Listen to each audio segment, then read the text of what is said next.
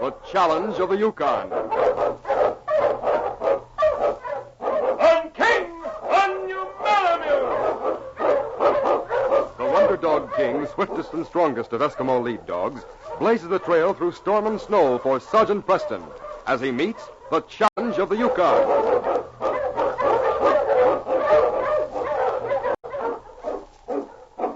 Sergeant Preston was typical of a small band of Northwest Mounted Police who preserved law and order in the new Northwest country, where the greed for wealth and power led to frequent violence and bloodshed.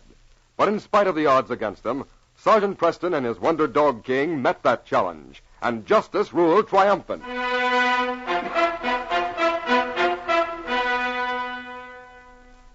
Bob Andrews, trapper in the Yukon, had made a fine catch of marten. With his heavy load of furs, he was nearing the spot on Copper River where he had buried his food and supplies for safekeeping. Coming up silently in the snow, he discovered an Indian stealing his precious supplies. To rob a man of his food was a major crime in the Yukon, and Bob Andrews' quick temper flared as he stole up silently behind the Indian, twisted him around, and dealt him a heavy blow that knocked him to the ground. Caught up you this time, you thieving rat. Now maybe you'll think twice before you try that trick again. You got no right to hit Black Hawk. What have you got in this back? Oh, no, you don't. There. That'll teach you to pull a knife on me, you buzzard. Now get out of here before you can still walk. Black Hawk want knife. Think I'm crazy? Get out of here. I'm keeping this knife. You'd stick it between my shoulder blades the first chance you got. Now get. You'll be sorry.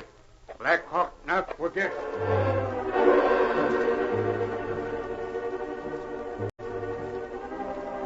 It was late afternoon a week later when Sergeant Preston was heading toward town with his dog team, led by the great Malamute lead dog King. They were about 10 miles from town when suddenly the great dog stopped and sniffed the air. Come on, King. What's the matter with you? What are you stopping for? Smell smoke, don't you? So do I. Not campfire smoke either. There it is. Looks as though there's a cabin on fire. Come on, you Malamutes. Let's go. March!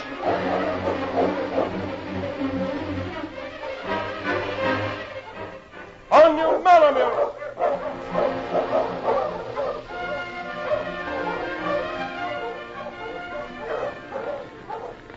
Ho, you Malamutes! Boy, what a blaze. Hello, anybody here? Come on, King. Maybe we better have a quick look in there before that cabin collapses.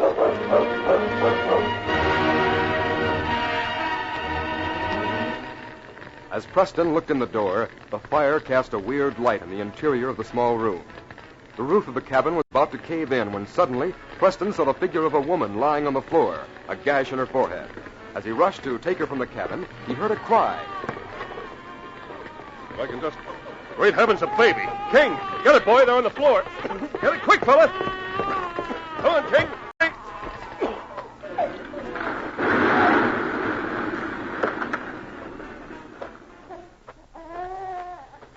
We made it, King. There goes the cabin. Now, I'll help you, fella. Well, there now, youngster. You're all right. Can't blame you much, old man. Don't know what scared you more, fire or the big dog. Now, stop crying. You and your mother are going for a sleigh ride. Let's see, I guess old Frenchie DeVries' place is nearest.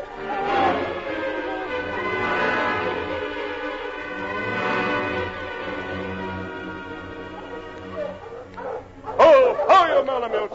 Frenchie, you home? Who is it? Oh, Sergeant Preston. Come in. Guess you better come out and help me, Frenchie. I got a baby and a woman on my sled. Baby and a woman? Where do you get them? Found the cabin on fire. Help me carry him in. She's unconscious. That is Mrs. Andrews. I carry her. You bring Kit. Take it easy, Frenchie.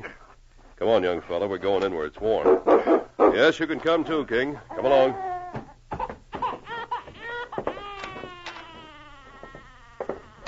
What'll I do with the kid?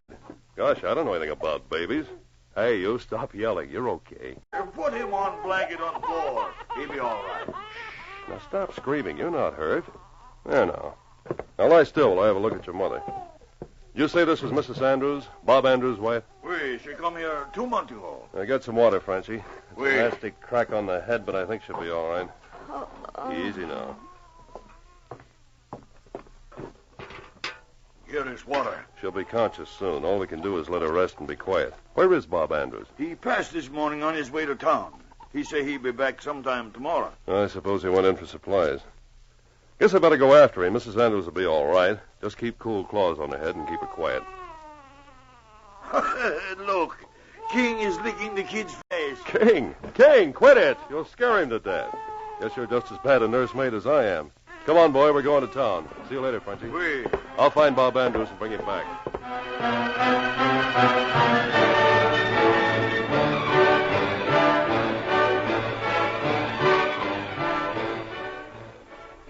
The next morning, Preston and Bob Andrews were back at Frenchie's cabin. They found Mrs. Andrews pale and weak from shock, but able to talk. Will it bother you to tell us what happened, Mary? No, I'm all right now.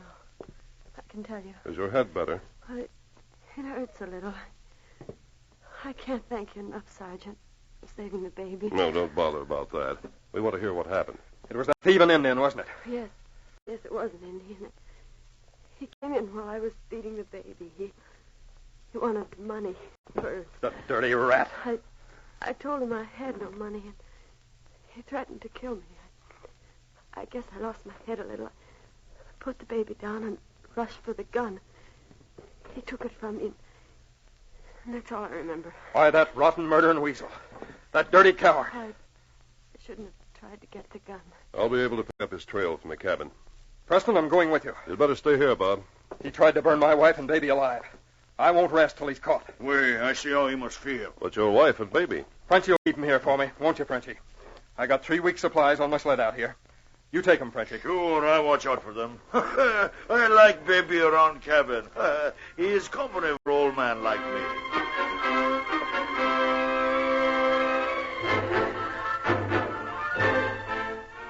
Preston had difficulty restraining Bob Andrews.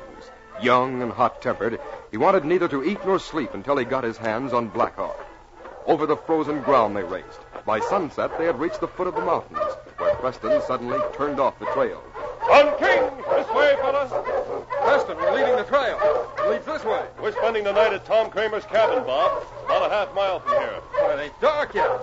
We could go a few miles farther. We won't find another place like this to camp. That Indian's not far ahead. We'll start out at dawn tomorrow. But Preston... Come on, Bob, stop arguing. On you, Malamute!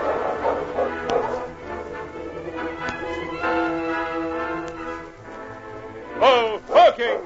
There we are. There's Tom. Hello, Sergeant. Glad to see you. Come on in. Would you like some company for the night, Tom? Oh, glad to have you anytime. This is Bob Andrews, Tom Kramer. Howdy. Come on in. Make yourselves to home. I'll have some supper ready shortly. I wish we didn't have to stop. We both need sleep, Bob. Oh, are you trailing somebody, Sergeant? Well, yes, Tom. We're after an Indian. He's headed up the mountains. I can't wait till I kill the cur. Bob, I was hoping you'd cool off a little by now. Cool off. I won't rest till I fill him full of bullet holes. No, you can't do a thing to him. What do you mean? I happen to be the law around here. I appreciate how you feel, but I can't let you kill him, you know. But, Preston, my wife, my baby, I know, but his punishment is the law's affair. But, man, you can't mean you won't let me deal Sorry, with it. Bob, but that's exactly what I mean. Guess you'd better go out and cut some spruce branches for our beds. I'll feed the dogs. Use my hatchet, Bob. They're against the wall. You won't have to bother getting yours. All right. Preston, I might as well be honest with you. I'm going to kill that Indian, law or no law, and face the consequences. Seems pretty determined, don't he? Yes, Tom. I wish I'd made him stay home. Well, I guess I'd better clear the table and get some supper on. This your rifle? No, that's Bob's. Give it to me. I'll put it over here in the corner.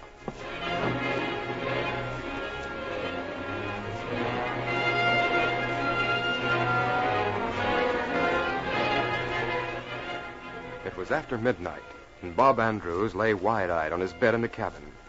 The heavy breathing of Preston and snores of Tom told him they were sleeping soundly. Quietly, he crept from his bed, picked up his rifle, and stole silently out into the Arctic night.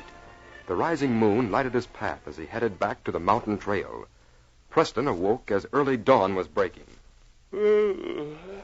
I guess time to shove off. Bob. Hey, Bob. Bob! You fellas starting this early, Sergeant? Bob's gone. Gone? What do you mean? He must have sneaked off in the middle of the night and he's taken his gun. Well, for the love of Pete, I didn't hear nothing. I've got to stop him, Tom. Oh, you don't stand much chance of catching him if he gets a couple of hours' start. He's too tired to go very fast. But if I can't catch him, King can. I'll send King ahead after him. He'll hold him till I get there. Come on, King. Guess I'll go along with you. This sounds exciting. King, see this trail? Get him, boy. Get him and hold him. Hold him till I get there. On, King!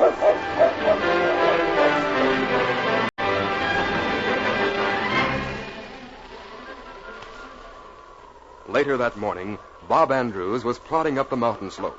He didn't know that ahead of him, higher up in the mountain, he was being watched by the sharp black eyes of Black Hawk, who crouched behind a boulder, his rifle ready. Suddenly, Bob heard something behind him and saw the form of a huge dog rushing upon him. Why, it's King. King, what are you... Hey, get off of me, you fool. I ain't the one you're after. Get away, you cur. No, no, you fool. If I can get a hold of my rifle, I'll kill him. No! Let go of my arm. I can kill you, you devil of a dog.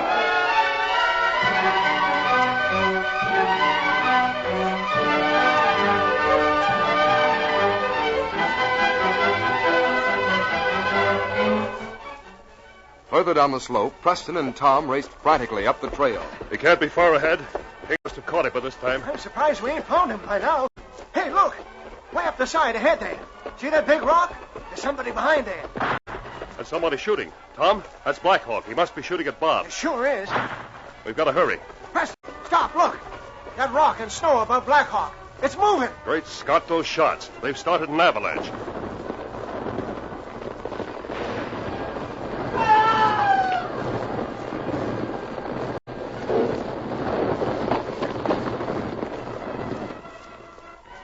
Well, that's the last of Black Hawk. Gosh, what a sight. Poor devil. Come on, Tom. Let's hope King and Bob weren't in the path of it, too.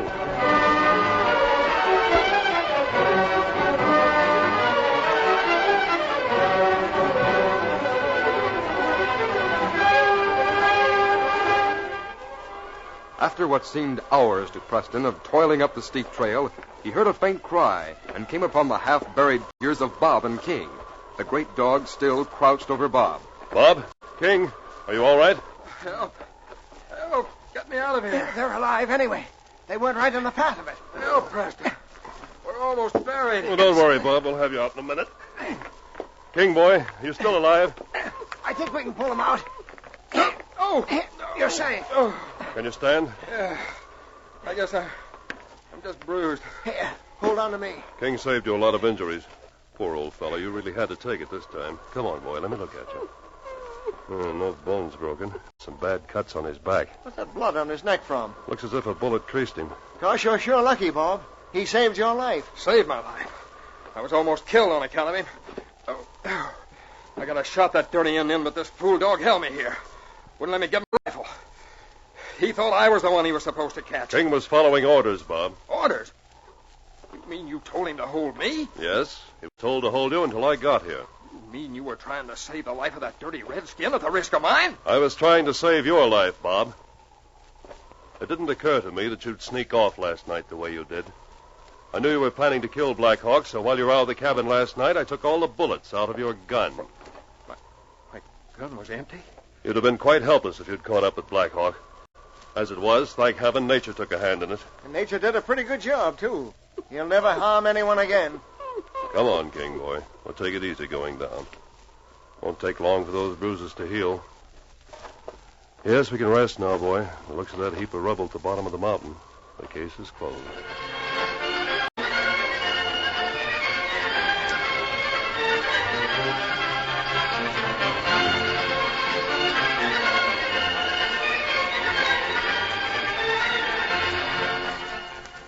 These copyrighted dramas originate in the studios of WXYZ Detroit, and all characters, names, places, and incidents used are fictitious.